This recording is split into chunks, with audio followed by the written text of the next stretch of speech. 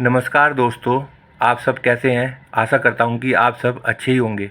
मैं अखिलेश सैनी आपके लिए आज एक और कथा लेकर आया हूं, जिसको आप ध्यान से सुनिए। इस कथा का शीर्षक है सब में ईश्वर, अर्थात हर किसी के अंदर ईश्वर होता है, बस हमारी दृष्टि ही कई बार उनको नहीं देख पाती। कथा शुरू करते हैं। एक ब्राह्मण था, मंदिर में बड़ी सेवा किया करता था। उसकी पत्नी इस बात से हमेशा चिढ़ती थी कि हर बात में वह पहले भगवान को लाता।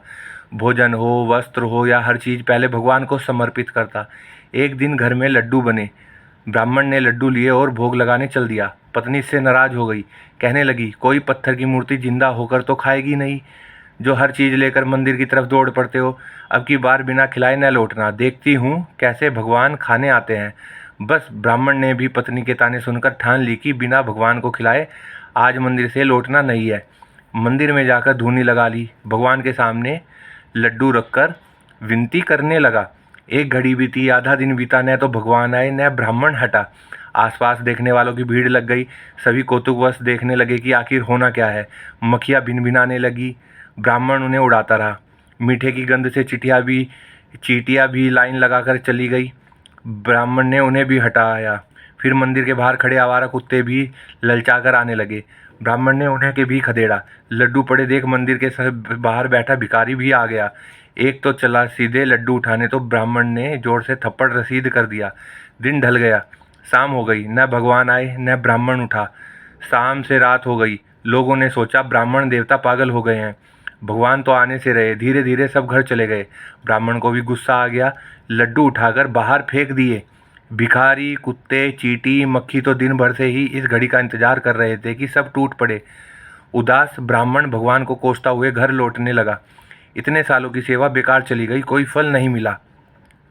ब्राह्मण की पत्नी के ताने सुनकर ब्राह्मण सो गया। रात को सपने में भगवान आए। बोले, तेरे लड्डू खाए थे मैंने, बहुत बढ़िया थे, लेकिन अगर सुबह ही खिला देता तो ज़्यादा अच्छा होता। कितने रूप धरने पड़े तेरे लड्डू खाने के लिए, मक्खी, चींटी, कुत्ता, भिखारी, पर तूने हाथ नहीं धरने दिया। दिन भर इंतजार करना पड़ा। आखिर में लड्डू खाए, लेकिन ज़मीन से उठाकर खाने में थोड़ी मिट्टी लग गई थी। अगली बार लाए तो अच्छे से खिलाना। भगवान चले गए ये कहकर ब्राह्मण की नींद खुली। उसे एहसास हो गया, भगवान तो आए थे, खाने लेकर मैं ही पहचान नहीं पाया। बस ऐसे ही हम भी भगवान के संकेतों को समझ नहीं पाते हैं।